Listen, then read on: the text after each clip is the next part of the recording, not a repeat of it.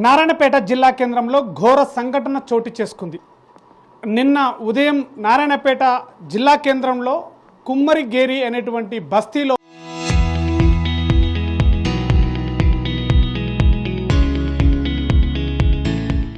Minor బాలిక బలవన్మరణానికి పాల్పడినటువంటి ఘటన అటు జిల్లా వ్యాప్తంగా అటు తెలంగాణ రాష్ట్ర వ్యాప్తంగా సంచలనంగా మారింది.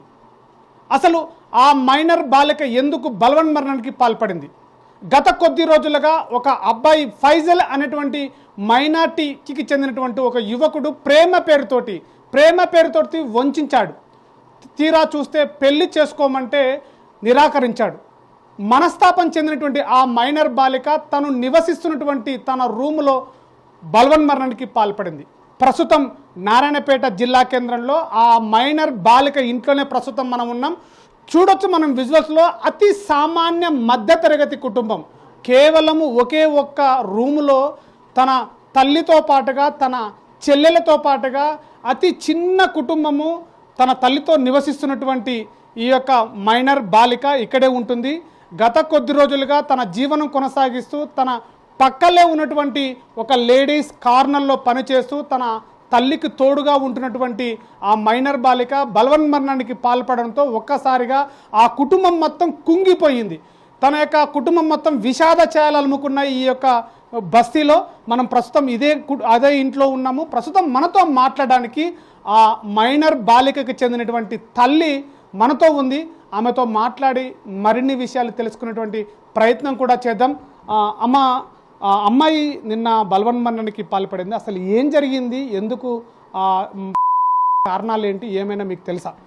నాకైతే ఏం తెలియదు, నాకు చెప్పలేదు. ఎందుకోసం అమ్మ నీకు 3 దినాలు తినవు చేయాలంటే ఏం లేవు, నాకు తింబుది కాకొచ్చి నాకు ఆకలి లేదు, కొంచెం గొంతు నొప్పి ఉంది, నాకు గోళీలు తేపంటే తెస్తా అంటే వద్దు అన్నది. తెస్తానమ్మా అని నేను పోయిన గోళీలు అన్నికే ఒక టెంకాయ నీళ్ళు గోళీలు తీసుకుని వచ్చి ఒక అర్ధగంట లేదు అయిపోయి పానం తీసింది. ఎందుకు అంటే ఎందుకు ఆ అమ్మాయి, మీ అమ్మాయి ఏమైనా రీజన్స్ ఉన్నాయా, కారణాలు ఏమైనా చెప్పింది ఎప్పుడైనా నీకు? ఇలా నాకు చెప్పింది, ఇలా సంగతి ఇట్లా అని. నేను వద్దమ్మా మనకు పడాది, వద్దు, మనం పేదలం, మంచిగా చేసుకుని తిన్నాం అని చెప్పిన. నీకు అంత బేకుంటే పెళ్లి చేసిస్తా అంటేనా ఒప్పుకుని లేదు. సరే అమ్మ సరే నేను చెప్పినాక చేస్తా అన్నది. నేను సరే విడిచిపోయిన లేదేమో అనుకున్నా. ఇంకా ఆమె లోపల ఇంత ఉన్నది నాకు ఇంకా గొత్తు లేకుంది. వాడు ఇంటికి వస్తున్నాడంటే పోతున్నాడో నాకు గొత్తు. నేను పనిపోతుంటే నసుకపోయి సాయంత్రం వస్తుంది. వాడు ఎప్పుడు వస్తున్నాడో ఎప్పుడు పోతున్నాడో తెలియదు. ఓని నా బిడ్డ ఎట్లా ఓనికి అదే గతి కావాలి, మాకు అదే గతి అయితే మా బిడ్డకు సంతోషం. అంతసేపు మాకు సంతోషం లేదు. అంటే చివరగా అమ్మాయి మీతోటి ఏమైనా మాట్లాడిందా? ఇలాంటి బాధ కానీ తన బాధ కానీ మీతో ఎప్పుడైనా చెప్పుకుందా? ఎంత 3-4 దినాలు ఏమైనా చెప్పంటే చెప్పలేదు. ఏం లేదు, నాకేమీ లేదు. ఏమైనా మన బాగానే ఉండదు, నేను బాగా తింటున్నా బాగానే ఉండదు, నాకేం లేదు. వాడు ఎంత బాధ పెట్టిండో ఏమో తెలియదు, చెప్పలేదు నాకు. చెప్తే మా అమ్మ ఏం చేస్తుందో మళ్ళీ ఏమైనా చేసుకుంటుందో అని చెప్పకుండా తాను ఏదో గప్పు దాపెట్టుకుని తాను ఇంత పెద్ద పని చేసుకున్నాను. ఎవ్వరికి లేకుండా నేను పోతే బాగుంటుందని తాను పోయింది. అంటే చివరగా ఇలాంటి ఈ ఘటనతోటి అసలు మీకు ఎలాంటి న్యాయం కోరాలనుకుంటున్నారు? ఎలాంటి డిమాండ్స్ ఉన్నాయి మీకు? ఏమైనా ఎలాంటి సహకారం? నాకు ఓడి నా బిడ్డకి ఓన్గా గట్టి పడితేనే మంచిది, మాకేం వద్దు. మా పిల్ల ఎట్లా అయింది ఓన్ గట్ల కాలేదు. పోటేసం పోయిలేదో తెలియదు. పోకుంటే మాకు ఓన్లీ నాన్నపేటకు చర్చి చూపించాలి. చూపిస్తే మేమేమన్నా చేస్తాం, లేకపోతే ఓళ్ళన్నా ఏమన్నా చేయండి.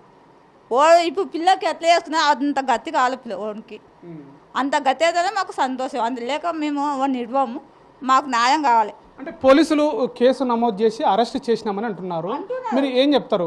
పోలీసులు మీకు ఎలాంటి ఇన్ఫర్మేషన్ ఇస్తున్నారు? చేసినామంటే అని చూపించకొచ్చింది, కొన్ని చూపించకొచ్చినాం, చేసినాం మేము, అక్కడ తోలు ఇచ్చినాం ఇక్కడ తోలుచామంటున్నా అని ఇంత దాకా మీకు న్యాయం చేస్తామన్నారు. పోటేసం కోత న్యాయమే చేయకొచ్చినారు, వన్ను చూపించకొచ్చినారు. ఇంకా మేమేం చెప్పాలి, అదంతా గప్పుకొచ్చి కూర్చున్నాం. సో మనతో మాట్లాడడానికి కూడా తన కుటుంబానికి చెందినటువంటి తన సోదరి, అంటే ఎవరైతే అమ్మాయి బలవన్మరణానికి పాల్పడిందో ఆ అమ్మాయి తన సోదరిగా తన తల్లికి 3 ఆడపిల్లలు, 3లో ఈ బలవన్మరణానికి పాల్పడినటువంటి అమ్మాయి పెద్ద అమ్మాయి ఇప్పుడు మనతో పాటుగా ఉన్నటువంటి అమ్మాయి కూడా రెండో అమ్మాయి, అసలు ఆ అమ్మాయితో పూర్తి వివరాలు తెలుసుకునేటువంటి ప్రయత్నం చేద్దాం.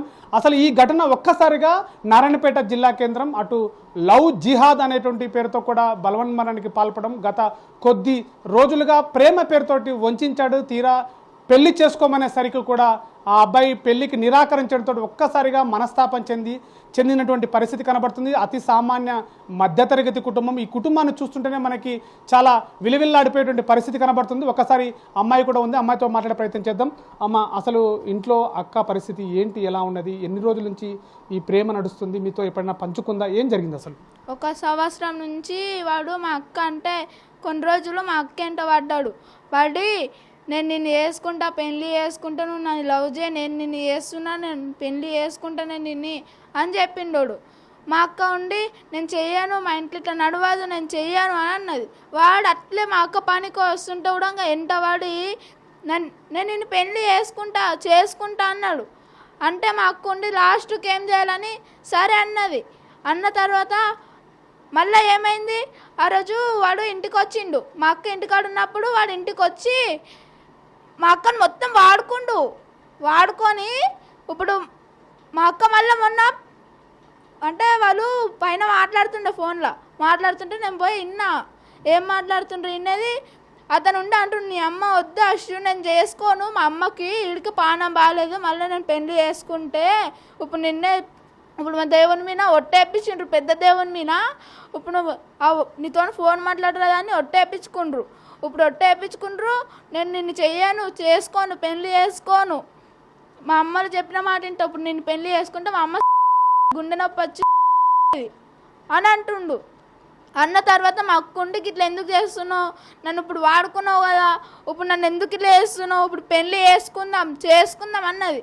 ఆఖరికి అతను వద్దన్నప్పుడు ఆ తర్వాత రోజు మళ్ళీ నేను పనికాడు ఉన్నప్పుడు మా అక్క కూడా పనికి వచ్చి మళ్ళీ ఇంటికి వచ్చింది, జప్పడ పని చేసుకొని ఇంటికి వచ్చింది. పోతున్న పూజ శాంతి అన్న తర్వాత నేను ఆడ అంటే అశ్వ ఆగు, నాది కూడా ఒకటే పని ఉంది, ఇద్దరం కలిసి పోదామని చెప్పిన. అన్న తర్వాత ఆమె ఉండి లేదు పూజ, నేను పోతా, నాకు పానం ఎట్లెట్లో ఉంది, నేను పోతా అని చెప్పింది. అంటే సరే పోవే, నేను ఇప్పుడు వస్తా చెప్పట, ఏం కాకు, బయటనే కూర్చో, ఇంట్లో కోకు, మమ్మ ఉందేమో చూసుకో అని చెప్తే ఉండి ఏమన్నది, సరే అనుకుంటా వచ్చింది. ఇంకా మెట్ల కాడ కూర్చిందంట. మా అమ్మ ఇంట్లో పూజ చేసి అన్నం చేసి అశు నేను గుడికోతున్నా గా తిండింక చేసిన చూడు, తినమ్మా, దా వస్తే నువ్వు కూడా రా గుడికి అని చెప్పింది. అంటే ఆమె ఉండి లేదమ్మా నేను రాను, నాకు పే ఒప్పుతలేదు, నేను రాను అని అన్నది. అంటే ఇంకా సరే అని పోయింది. మా అమ్మ బయటనే కూర్చుందంట, వాళ్ళతో ఫోన్ మాట్లాడుకుంటూనే కూర్చుందంట బయట. మా అమ్మ అప్పటికి పోయింది. గుడికి పోయినప్పుడు వాడు మా అక్క చెప్పింది పెళ్ళి చేసుకుందామని చెప్పిందంట. చెప్తావడం వాడు ఉండి ఆఖరికి వద్దు అన్నాడంట. వద్దన్నప్పుడు ఇంకా మా అక్క ఉండి మీరేమైనా చేసుకోరి, నేను వాడు అప్పుడు ఇంటికి వచ్చిండు. మా అక్కని తిట్టిండో కొట్టిండో మాకేం తెలియదు. ఇంకా వచ్చిండంటే ఇంటికి వచ్చి ఇంకా పోయిండు. మళ్ళీ కిందికి పోయిన తర్వాత మా అక్క డోర్ మూసుకొని అని చెప్పిందంట ఫోన్ చేసి వానికి. చెప్పినప్పుడు వాడు అప్పుడే పైకి ఎక్కిండు, వచ్చి డోర్ కొట్టిండు. ఇలా కిటికీ కాడ అది కూడా కొట్టి ఇంకా మొత్తం కిటికీ కాడ ఇట్లా చీడింది. అప్పటికి నేను పనికాడు ఉన్నప్పుడు వాళ్ళ అమరేష్ అన్న ఉంటాడు, అన్న నాకు ఫోన్ చేసిండు, పూజ మీ అక్క అంటే పో, నేను కూడా వస్తున్నా ఊరికెంచి, నువ్వు కూడా పో, నేను ఇటు దూరం ఉన్న ఊర్లో నేను వస్తున్నా అని చెప్పిండు. సరే అన్న చెప్పట్రా అని నేను పనికా నుంచి ఉరికి వచ్చిన వీడికి వచ్చి ఇంకా డోర్ కొడుతున్నా, అశ్వు డోర్ తెరువు అని కొట్టిన, తెరిచలేదు. ఇలా కిటికీ కాడ వచ్చి కూడా కొట్టిన, అశ్వు డోర్ తెరువు అన్న అంటే ఇంక తెరిచలేదు.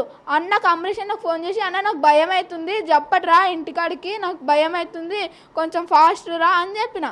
అన్న తర్వాత ఇంకా నేను మళ్ళీ వచ్చి కొట్టినప్పుడు వాడు కొట్టిండు కదా కిటికీని కొట్టినప్పుడు ఆ దానికి ఇట్లా చీడకపోయింది, ఆ దాని నుంచి కనిపించినట్లుంది. అప్పుడు మాకు చూసి వాడు పోయినట్లుండి నుంచి నేను వచ్చి ఆ డోర్ కొట్టేటప్పుడు నాకు కనిపించింది మా అక్క పైన ఫ్యాన్కి చీర కట్టుకొని గొంతుకు చుట్టుకొని ఇట్లా పడ్డది. ఇంత హైట్ ఇంతే ఇట్లా వచ్చింది, కిందికి వచ్చింది మా అక్క. వచ్చిన వీనికి నేను చూసి అశ్వుగా నిలబడ్డది అనుకుని నేను అశ్వు ఏతులు చేయకే, డోర్ తెరువు, నాకు భయం అవుతుంది, డోర్ తెరువు అని చెప్పిన. ఆడికి మా అక్క డోర్ తెరిచలేదు. తెరవకన్నా ముందు నేను అన్నకు ఫోన్ చేసిన అమరేష్ అన్నకి, అన్న నాకు భయం అవుతుంది దా అన్న చెప్పట ఆ పిల్ల ఏమో చేసుకుంటున్నట్లుంది దా అన్న అని చెప్పిన. అంటే అన్నుండి నేను నరేష్ అన్న వాళ్ళందరికీ ఫోన్ చేసిన, వాళ్ళు వస్తుంటారు చూడు అని చెప్పిండ్రు. చెప్పిన తర్వాత అప్పుడే మా అక్క వాళ్ళ ఫ్రెండ్స్ ఉరికితొచ్చి ఆఖరికి డోర్ రప్ప కొట్టిండ్రు అషు అని. ఇంకా నరసిన వాళ్ళ బాబాయ్ వచ్చి డోర్ అనేది ఇరగొట్టి చూసినప్పుడు మా అక్క ఫ్యాన్కి ఏడలు పడ్డది. అంటే చివరగా అక్క నీతోటి ఎప్పుడైనా ఈ ప్రేమ వ్యవహారం గురించి కానీ పలానా ఆ వ్యక్తి ఇబ్బందులు పెడుతున్నటువంటి విషయాలు కానీ ఎప్పుడైనా మీతో పంచుకుందా బాధని? చివరిగా చనిపోయే ముందలే కానీ ఉదయం కానీ ఎట్లైనా మీతో ఎప్పుడైనా పంచుకుందా బాధ? నాకు మొన్న చెప్పింది, వాళ్ళ ఇంట్లో వద్దంటుండ్రంట పూజ, నాకు ఏడుపు వస్తుంది నేను చచ్చిపోతానే అన్నది.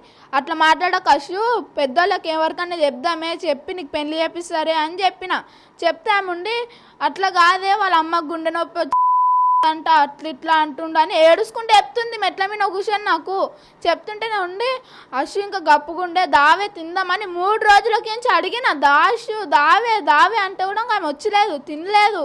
తినకుండా మళ్ళీ ఇప్పుడు కదా అతను వచ్చి డోర్ కొట్టిండు. అదే డోర్ వల్ల కొట్టి మా అక్కను కాపాడితే ఏమవుతుండే? మా అక్క తను వాడుకున్నప్పుడు అప్పుడు మొగతనం ఉంది. మా అక్క అప్పుడు ఆడోడైండా అప్పుడు కాపాడేది ఉండే. మా అక్కని కాపాడితే ఇప్పుడు మా అక్క బతుకుతుండే. వాని వల్ల ఇప్పుడు వానికి మాత్రం మా అక్క ఎట్లా అనుభవించింది మొత్తం బాధ, వాడు అట్లా అనుభవించి ఇప్పుడు వానికి కూడా పడకుండా పోల్సలు చేయకుండా మాకేమను మేమేస్తాం మనకి. మా అక్కకి ఎట్లయితే మా అక్క ఎంత బాధ అనుభవించింది వాడు కూడా అట్లా అనుభవించాలి. అంటే చివరగా మీకు పోలీసుల నుంచి కూడా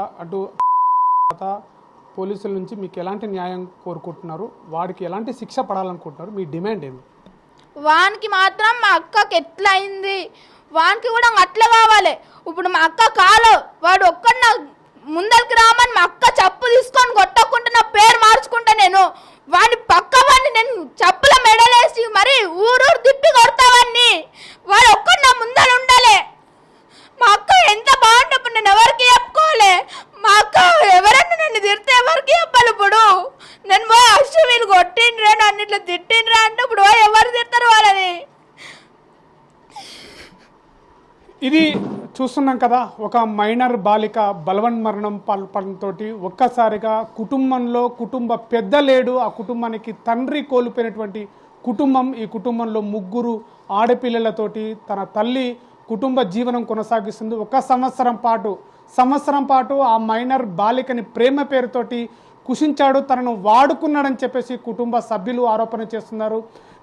గతంలో కూడా ఇలాంటి బాధలు చెప్పుకుంది, కానీ తనను పెళ్లి చేసుకుంటానని చెప్పేసి నమ్మించాడు, మోసం చేశాడు. చివరగా చూస్తే తన అక్క బలవన్మరణానికి పాల్పడడంతో కూడా కాపాడుకోలేకపోయినటువంటి పరిస్థితి ఏర్పడిందని చెప్పేసి చెప్తున్నారు. తన అక్కకు పడ్డటువంటి శిక్ష తనకు కూడా పడవాలి, నా కళ్ళ ముందలెక్కి తెస్తే చెప్పుల దండ వేసి ఊరూరు తిప్పేటువంటి స్థితికి ఏర్పడతాయని చెప్పేసి కూడా తన కుటుంబ సభ్యులు ఆ సోదరి ఆవేదన వ్యక్తం చేస్తుంది. ఇలాంటి మధ్యతరగతి కుటుంబాల యొక్క ఆడపిల్లల జీవితాలతో ఆడుకుంటున్నటువంటి ఇలాంటి వ్యక్తులకు కోర్టులు, చట్టాలు, పోలీసులు ఎలాంటి శిక్ష వేస్తారని చెప్పేసి కూడా అటు ప్రజా సంఘాలు, హిందూ సంఘాలు కూడా ఎదురు చూస్తున్నటువంటి పరిస్థితి. ఇలాంటి మరో ఘటన జరగక ముందుకే, ఇలాంటి సంఘటన జరగక ముందుకే శిక్ష అమలు చేసి చట్టాలు అమలు చేయాలని చెప్పేసి కూడా కుటుంబ బంధువులు, సభ్యులు కూడా ఆవేదన వ్యక్తం చేస్తున్నటువంటి పరిస్థితి కనపడుతుంది. మరోవైపు కూడా అటు ఈ యొక్క బాలిక బలవన్మరణానికి పాల్పడంతో ఈ యొక్క నారాయణపేట జిల్లా కేంద్రంలో ఒక్కసారిగా అటు సంఘాలు, వ్యాపార సంస్థలు కూడా మూకుమ్మడిగా ఏకతాటిపైకి వచ్చి ఈరోజు బంద్కు పిలుపునిచ్చాయి. నారాయణపేట జిల్లా కేంద్రం మొత్తం కూడా బంద్తో ఈరోజు కొనసాగుతున్నటువంటి పరిస్థితి కూడా కనబడుతుంది. ఇది ఇక్కడ తాజా పరిస్థితి. కెమెరా పర్సన్ నర్సింగ్తో శివాజీ, RTV, నారాయణపేట జిల్లా.